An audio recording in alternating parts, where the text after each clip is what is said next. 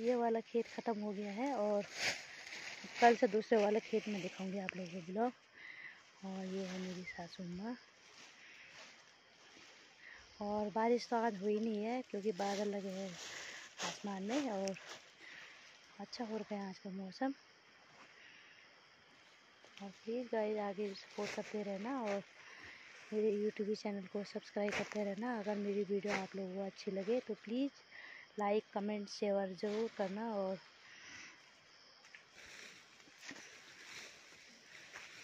देखो ये पहाड़ों का नज़ारा कितना अच्छा लग रहा है ना।